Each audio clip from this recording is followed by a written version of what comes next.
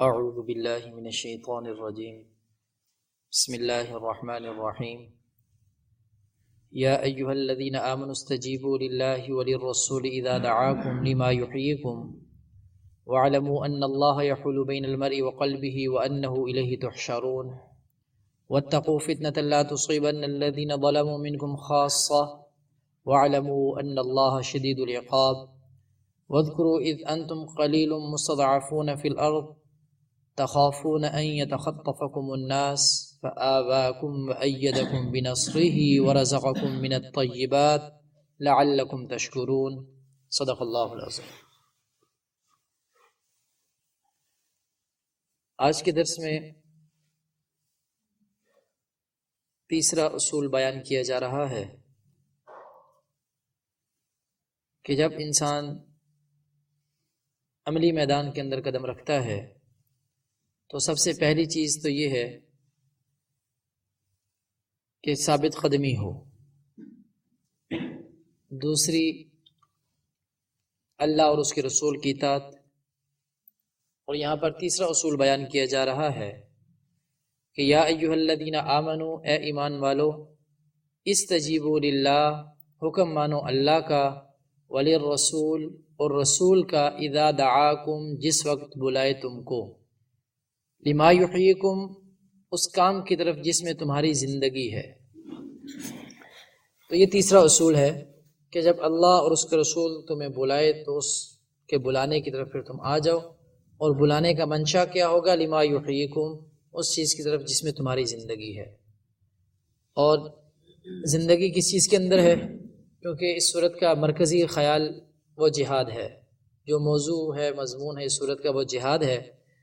تو یہاں پر لما یحییکم سے مراد یہ ہوگا کہ جب جہاد کی طرف تمہیں بلائیں تو اس وقت تمہیں فوراً لبیک کہنا چاہیے۔ اب معاملہ یہ ہے کہ جب جہاد کی طرف بلا رہے ہیں تو اس میں زندگی کیسی ہے؟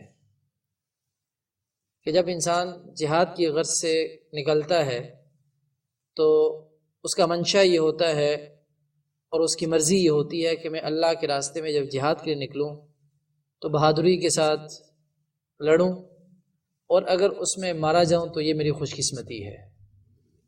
اصل مقصد تو جہاد کا یہ ہوتا ہے کہ جب انسان نکلے تو نکل کر کفار کو مارے۔ ہمارے ہاں یہ ہوتا ہے کہ ہم کہتے ہیں کہ انسان جہاد کے لیے جا رہا ہے تو اس کا مقصد یہ ہے کہ وہ شہید ہونے جا رہا ہے۔ وہ شہید ہونے نہیں جا رہا، اس کا مقصد یہ ہے کہ وہ کفار کو مارنے جا رہا ہے۔ ترجیح اس کی یہ ہوتی ہے کہ وہ غلبہ حاصل کرے گا، اور دین کا غلبہ اس کا مقصود ہوتا ہے۔ لیکن اس دین کے غلبے کے اندر اگر اپنی جان چلی جائے تو اس کو سعادت سمجھتا ہے۔ تو یہاں پر بھی جب انسان جہاد کے لیے نکلتا ہے تو اس وقت تو وہ یوں سمجھیں کہ جیسے وہ خود موت کو دعوت دے رہے ہیں، لڑنے کے لیے جا رہے ہیں، کفار کا مقابلہ کرنے جا رہے ہیں۔ تو یہاں پر اس کو یحییکم، زندگی سے کیسے مراد، زندگی کیسے کہا اس کو؟ تو زندگی اس لیے کہ یہ ابدی زندگی تو حقیقت میں موت کے بعد کی زندگی ہے۔ اس وقت انسان جو زندگی گزار رہا ہے یہ ابدی زندگی نہیں ہے، یہ 50 سال، 60 سال، 70 سال، کوئی بچپن میں، کوئی بڑھاپے میں، کوئی کس حالت میں، بس وہ مر جاتا ہے اور وہ ختم، یہ زندگی ختم۔ اب اصل زندگی شروع ہوئی جو نہ ختم ہونے والی زندگی ہے، وہ زندگی اس وقت شروع ہوتی ہے۔ تو اس کو فرما رہے ہیں کہ یہ ایسی زندگی کی طرف جب اللہ اور اس کے رسول تمہیں بلائیں تو پھر تم اس وقت لبیک کہنا، پھر یہ پیچھے مڑ کر نہ دیکھنا، پھر جو کہہ رہے ہیں بس وہ حکم پورا کرنا ہے۔ اور ویسے بھی قرآن کے اندر اسی زندگی کے حوالے سے اللہ رب العزت نے بھی ارشاد فرمایا کہ وَلَا تَقُولُوا لِمَنْ يُقْتَلُ فِي سَبِيلِ اللَّهِ أَمْوَاتٌ بَلْ أَحْيَاءٌ وَلَٰكِن لَا تَشْعُرُونَ، کہ جو اللہ کے راستے میں جہاد کرتے ہوئے اپنی جانوں کا نذرانہ پیش کر دیتے ہیں تو ان کو تم مردہ نہ کہو، بل احیاء، بلکہ وہ تو زندہ ہیں، ولیکن لا تشعرون، اور کیسی زبردست زندگی گزار رہے ہیں اس کا تو تم اندازہ بھی نہیں کر سکتے، تم نہیں سمجھ سکتے وہ کیسی زندگی گزار رہے ہیں، یہ تو زندہ ہیں۔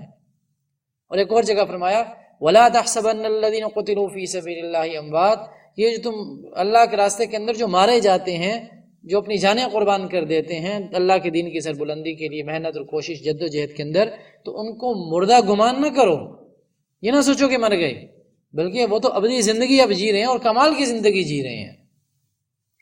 اسی کے ساتھ ایک اور مسئلہ ذہن نشین کر لیجیے، علماء نے لکھا ہے کہ اللہ کے نبی کی دعوت اور نماز. محدثین نے لکھا ہے کہ حضرت ابی ابن کعب رضی اللہ تعالیٰ عنہ آپ علیہ الصلوۃ والسلام نے انہیں بلایا اور انہوں نے آنے میں کچھ تاخیر کر دی. جب آنے میں تاخیر کی تو جناب نبی کریم صلی اللہ علیہ وسلم نے پوچھا بھئی آنے میں تاخیر کیوں کی آپ نے؟ انہوں نے فرمایا جی میں تو نماز پڑھ رہا تھا، تو نماز پڑھنے کی وجہ سے تاخیر ہو گیا، میں نماز پوری کر کے پھر آپ کے پاس ہے، نماز توڑنا نہیں چاہ رہا تھا. تو آپ علیہ الصلوۃ والسلام نے فرمایا کہ کیا تم نے قرآن کا یہ حصہ تلاوت نہیں کیا، یہ قرآن نہیں پہنچا تم تک، تم نے نہیں پڑھا کہ یا ایھا الذین آمنوا استجیبوا للہ وللرسول اذا دعاکم، کہ جب اللہ اور اس کا رسول تمہیں بلائے تو پھر آ جاؤ. تو مفسرین نے بھی یہی لکھا ہے، ثناء اللہ پانی پتی رحمۃ اللہ علیہ اور دیگر مفسرین نے بات لکھی ہے کہ جب اللہ کا رسول بلائے تو پھر نماز توڑ کر اللہ کے رسول کی بات مانی جائے، کیونکہ استجیبوا للہ وللرسول اذا دعاکم، کہ جب تمہیں بلائیں تو پھر فوراً پھر یہ اتنا نہیں کہ نماز پوری کرنی، پھر فوراً آ جاؤ. تو جب نماز انسان پڑھا اور جب اللہ کے نبی کی بات آ جائے تو فوراً نماز توڑ کے پھر اللہ کے نبی کی بات سنو، اللہ کے نبی کیا کہہ رہے ہیں. اور اب یہ ہے کہ پھر نماز کہاں سے شروع کرے گا؟ نماز اب دوبارہ شروع سے شروع کرے گا. جب اللہ کے نبی نے بلایا نماز توڑ کے آگے آپ شروع سے شروع کرے گا، یہیں سے آگے چلے گا؟ کیونکہ بعض جگہوں پر تو یہ ہے کہ نماز جب انسان توڑتا ہے تو پھر شروع سے شروع کرنی ہے اس نے، کہ جیسے دیکھا کہ بندے کا نقصان ہو رہا ہے تو اس نقصان سے دور کرنے کے لیے آگ لگی، اس آگ سے بچنے کے لیے کوئی موذی جانور آ گیا، اس سے اپنی جان کو بچانے کے لیے، اس طرح مختلف چیزیں ہیں. تو ان سے بچنے کے لیے جب انسان نماز توڑتا ہے تو اس وقت نماز اسے شروع سے پڑھنی پڑتی ہے، شروع سے پھر پڑھے گا.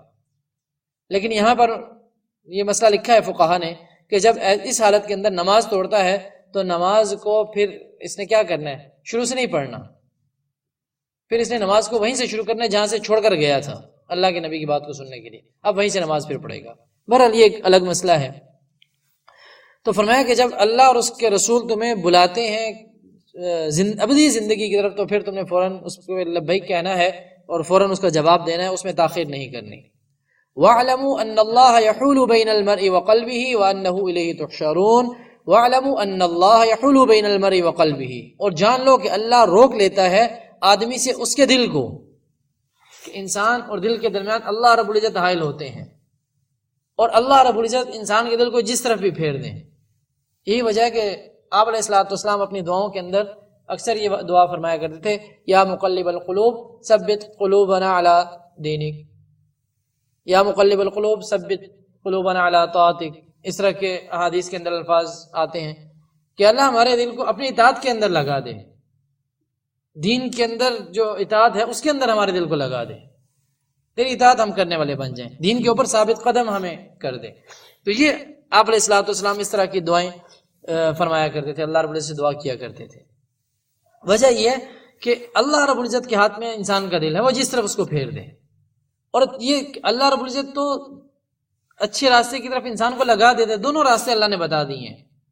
انا ہدیناہ السبیل اما شاکرا و اما کفورا، ہم نے تو دونوں راستے دکھا دیے ہیں، جس طرف مرضی آئے اس کی مرضی. لیکن جب انسان گناہ کرتا ہے تو پھر اللہ رب العزت اس کے دل کو اسی طرف پھیر دیتا ہے، اور اگر انسان نیکی کی طرف محنت اور کوشش کرتا ہے اللہ رب العزت اس کے دل کو اس طرف پھیر دیتے ہیں. زبردستی کوئی نہیں ہے، انسان کو کھلا اختیار مل گیا ہے، راستے دونوں دکھا دیے. یہ سیدھا راستہ ہے، یہ الٹا راستہ ہے، سیدھے پہ چلو تب تمہاری مرضی، الٹے پہ چلو تب تمہاری مرضی. تو اس لیے اللہ رب العزت سے ہمیشہ دعا کرتے رہنا چاہیے، اللہ ہمارے دل کو دین کی طرف پھیر دے، ہمارے دل کو دین پر ثابت کر دے. تو یہ دعا ہمیشہ کرتے رہنا چاہیے. تو وَاعْلَمُوا أَنَّ اللَّهَ يَحُولُ بَيْنَ الْمَرْءِ وَقَلْبِهِ، اگر اللہ اور اس کے رسول کی بلانے پر نہیں آؤ گے، ان کی دعوت کو قبول نہیں کرو گے، تو اللہ رب العزت تمہارے دلوں کو پھیر دے گا، حق بات کو قبول کرنے کی صلاحیت کو سلب کر لے گا، پھر تم حق کو قبول نہیں کر سکتے. کیا وجہ کہ ہر انسان اب جس وقت جو نظام چل رہا ہے دین کے حوالے سے وہ بہت آسان ہو گیا ہے، لیکن قبولیت کے اعتبار سے جتنا مشکل ہو گیا اس سے پہلے اتنا مشکل نہیں تھا. اس کی وجہ یہ ہے کہ گناہوں کی کثرت ہے، دین سے دوری کی ایک بڑی وجہ یہ ہے کہ جب انسان کوئی گناہ کرتا ہے اس وقت اللہ رب العزت اس سے دین کی جو قوت، جو قبول کرنے کی قوت ہے، وہ آہستہ آہستہ چھینتا رہتا ہے. تو وَاعْلَمُوا أَنَّ اللَّهَ يَحُولُ بَيْنَ الْمَرْءِ وَقَلْبِهِ، جان لو کہ اللہ روک لیتا ہے آدمی سے اس کے دل کو، وَأَنَّهُ إِلَيْهِ تُحْشَرُونَ، اور یہ کہ اسی کے پاس تم جمع ہوگے۔ آج اگر جو گناہ کر رہے ہو تو کل اللہ کے ہاں جا کر اس کا جواب دینا، بھئی میں کیوں کیا تھا۔ میں نے ایک جگہ پہ ایک صاحب کوئی بات کر رہے تھے، براہ راست میرے سے تو نہیں کر رہے تھے، کسی اور سے کر رہے تھے، اور میں سن رہا تھا۔ وہ کسی کا بتا رہے تھے کہ کسی نے کسی کو نصیحت کی، اور ایک نصیحت اس نے یہ کی کہ دیکھو تم جب گناہ کرو تو ایک کام یہ کرو کہ اللہ کے سامنے نہ کرو۔ اس نے کہا اللہ کے سامنے کیسے نہ کرو بھائی، میں تو جاؤں گا، اللہ مجھے دیکھ رہا ہے۔ تو اس نے کہا پھر گناہ چھوڑ دو۔ جس نے تمہارے اوپر اتنا احسان کیا، اتنے انعامات کیے، اور اتنا کچھ اس نے تمہیں دیا، بجائے اس کے کہ تم اس کے احسان مند بنو، اسی کی نافرمانی کر رہے ہو، یہ کیسی بڑی بدبختی ہے۔ اور پھر ایسی جگہ پہ گناہ کرو جہاں پر زمین سے ہٹ جاؤ، تم زمین سے ہٹ کے گناہ کرو۔ زمین سے ہٹ کے گناہ کرو، یہ کیسے ہو سکتا ہے؟ جہاں جاؤں گا زمین تو وہاں پہ ہوگی۔ وہ کہتے کہ بھئی اس لیے ہے، نصیحت کی ہے کہ جہاں جاؤ گے زمین ہوگی، جس اللہ کی زمین پر رہ رہے ہو اسی اللہ کی زمین پہ گناہ کرو گے، تمہیں شرم نہیں آئے گی؟ تو اس طرح بہت ساری انہوں نے باتیں کی، ایک دو باتیں مجھے یاد رہی کیونکہ وہ براہ راست مجھ سے نہیں تھے، کسی اور سے بات کرتے درمیان میں بھی اچھی لگی، میں نے بھی سننا شروع کر دی۔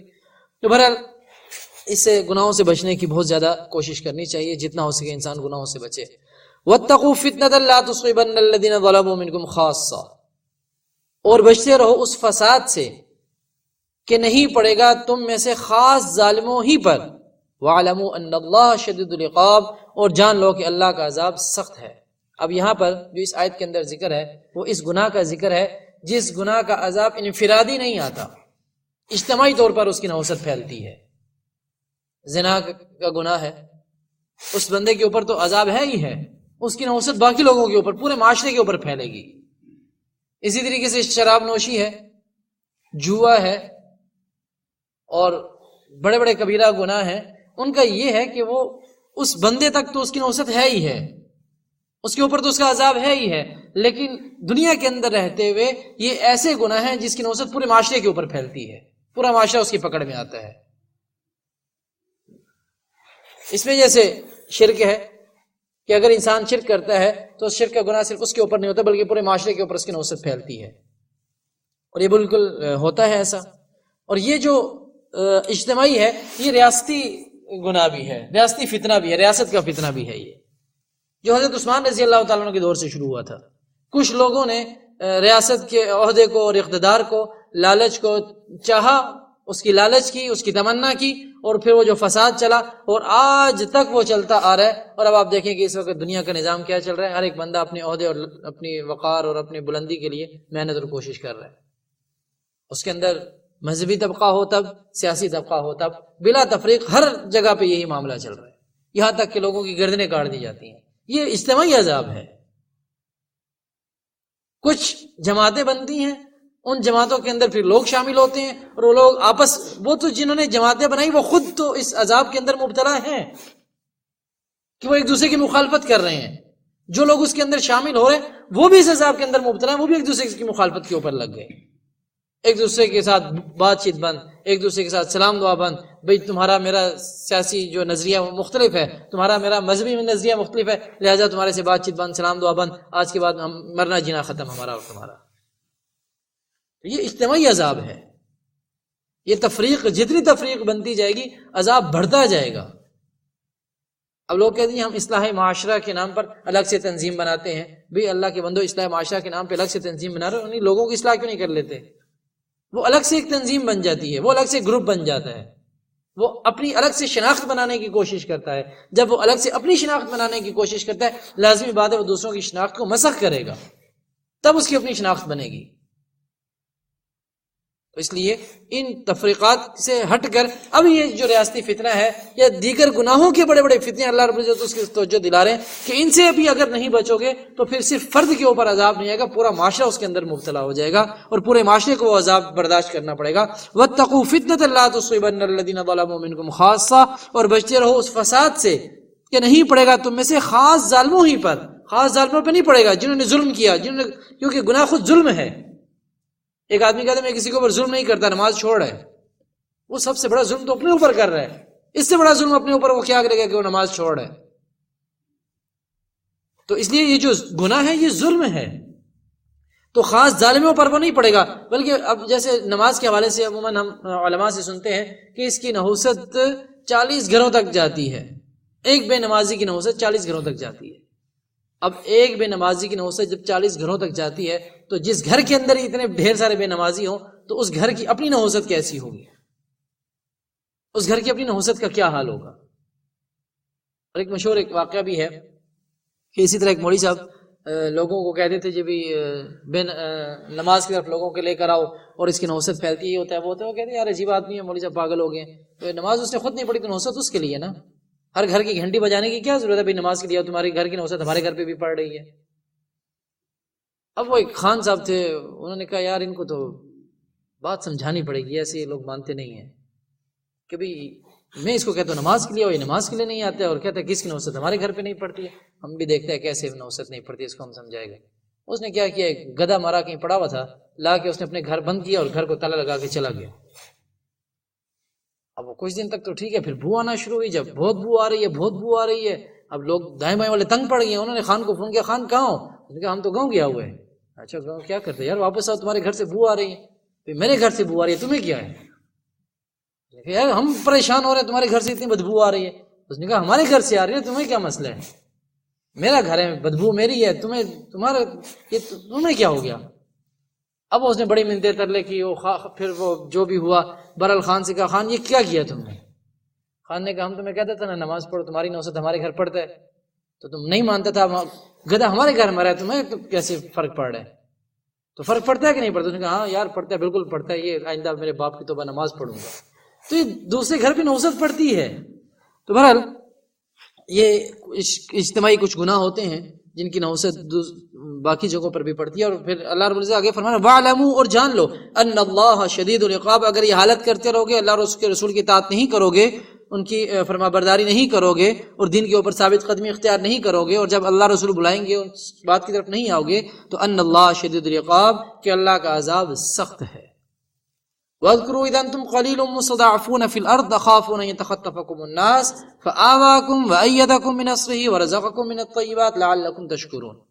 اب یہاں پر اس آیت کے اندر اللہ رب العزت احسان بتا رہے ہیں کہ ہم نے تمہارے اوپر بہت سارے انعامات کیے ہیں، جو ابتدائی مسلمان تھے ان کے حوالے سے۔ اور یاد کرو جس وقت تم تھوڑے تھے، مستضعفون فی الارض، مغلوب پڑے ہوئے تھے ملک میں۔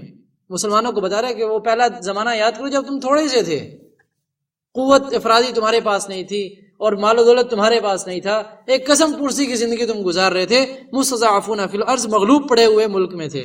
کہ اس وقت جو 13 سالہ مکی دور ہے، اس دور کو یاد کرا رہے ہیں کہ کیا ظلم تمہارے اوپر نہیں ہوئے، کتنے مصائب تمہارے اوپر نہیں آئے، اور تمہارا معاشی بائیکاٹ کر دیا گیا تھا، تمہیں تو کوئی پوچھتا نہیں تھا، ایسی ایک قسم پرسی کی زندگی گزار رہے تھے، ہر وقت ایک جان کا خطرہ، ابھی کوئی آ کے مارے گا، ابھی کوئی آ کے اٹھا کے لے جائے گا، ابھی یہ ہو جائے گا، ابھی وہ ہو جائے گا، ایک مظلومانہ زندگی گزار رہے تھے۔ تو تخافون ان یتخطفکم الناس، ڈرتے تھے کہ اچک لیں تم کو لوگ، فآواکم، پھر اس نے تم کو ٹھکانہ دیا۔